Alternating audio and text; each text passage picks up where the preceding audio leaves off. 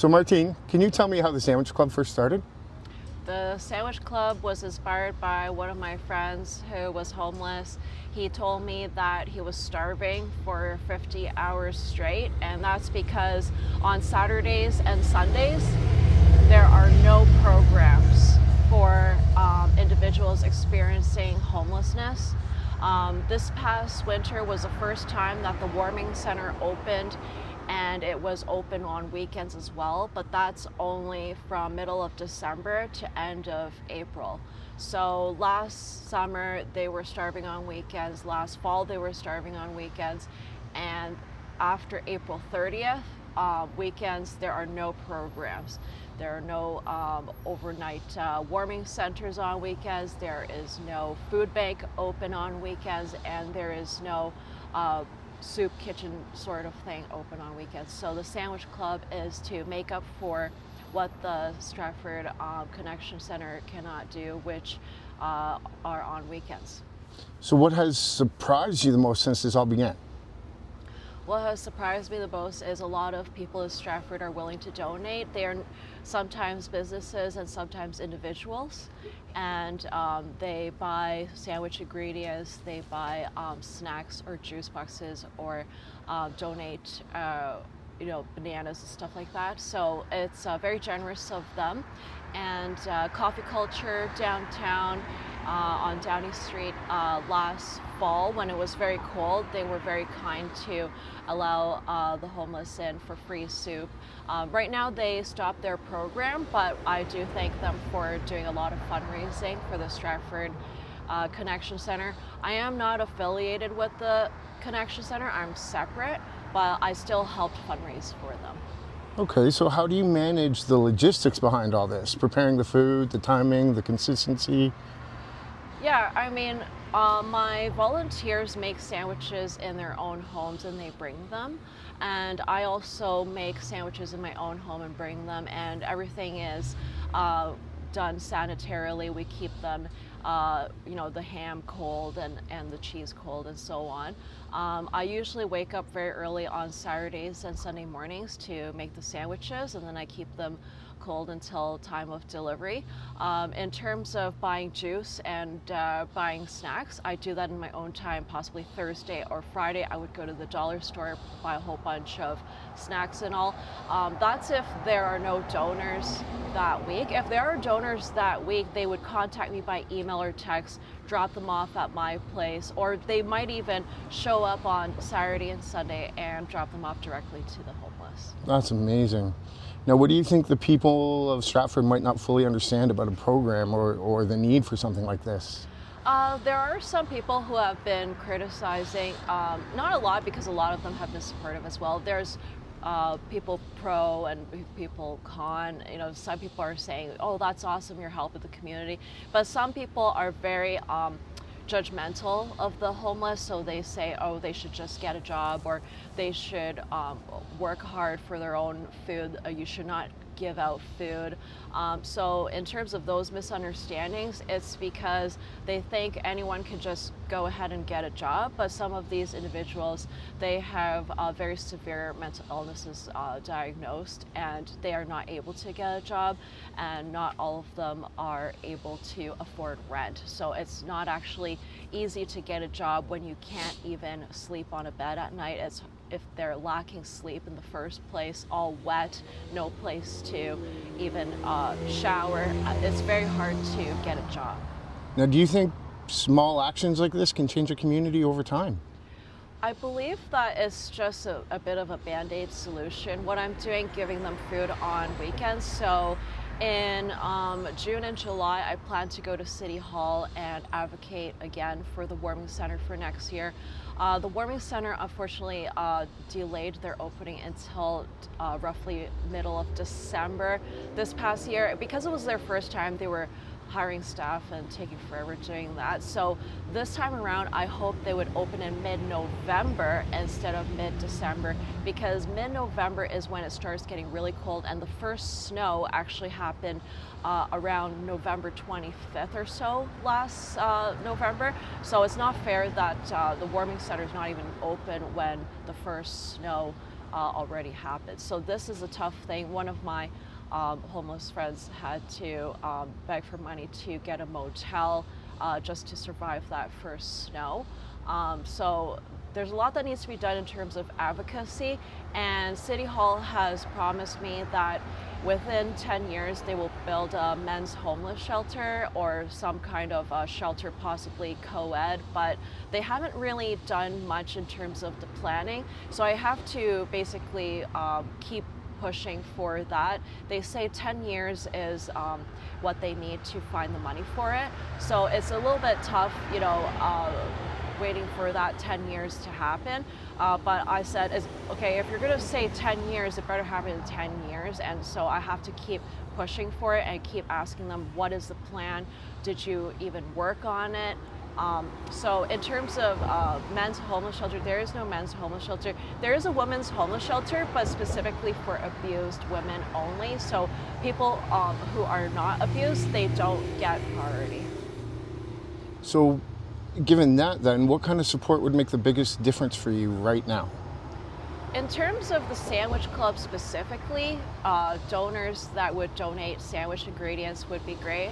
I've gotten individual donors, but some of them are only able to donate one time, and then I have to keep asking for more people to donate. So in terms of businesses donating, I'm doing a sort of trade-off.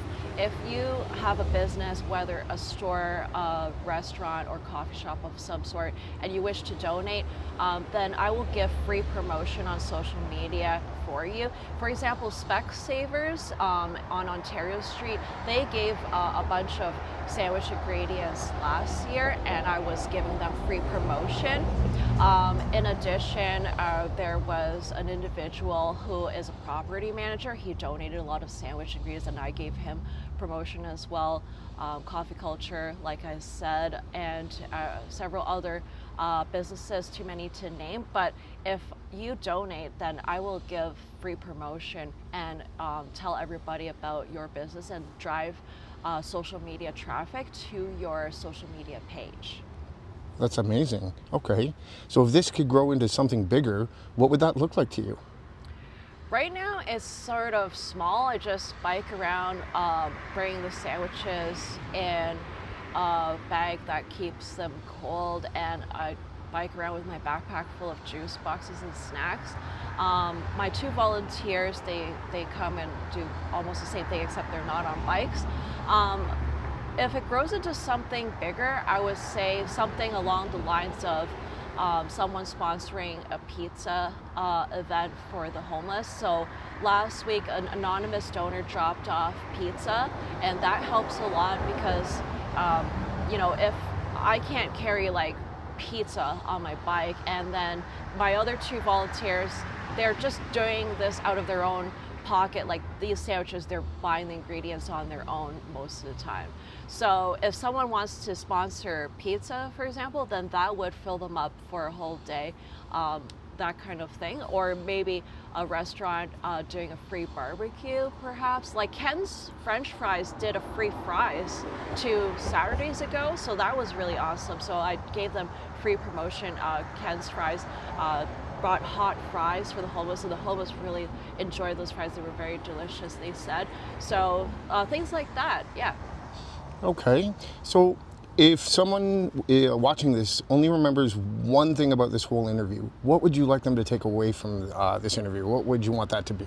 I want everyone to know that anyone could become homeless at any given point in time. If you fall ill with some kind of serious illness, whether it be mental illness or physical illness, and you can't work and you can't afford rent because rent prices are going up, you could become homeless too. And that's why we should not judge the homeless for being homeless, because a lot of people think, oh, it's because they're on drugs, but not necessarily, because they have possibly mental health issues, and they have possibly physical illnesses that cannot provide them a chance for a job, and then the drugs is actually just their band-aid solution to numb themselves, to stay alive. They don't necessarily want to be on drugs, but the drugs kind of numb them to the traumatic suffering that is on the streets. So not all of them are on drugs, but the ones that are, they are numbing themselves because of the trauma of sleeping in the rain, being all soaked and freezing, and sleeping on concrete, being out in the open, scared of thieves, because people actually steal from the homeless too. Unbelievable, but that's crazy. Yeah. And also the cops sometimes tell them, you're not allowed to put your tent here, we gotta confiscate your tent. There's a lot that goes on that's traumatic for them. So if they are on drugs, it's because they are traumatized and they don't know how to numb themselves from the pain. Oh, that's so unfortunate. So if there is someone in need of the Sandwich Club right now, how or where do they find you? It will be my email, dearmartine@gmail.com, and you can put it in the description. Definitely will. DEAR, and then my first name, MARTINE@gmail.com.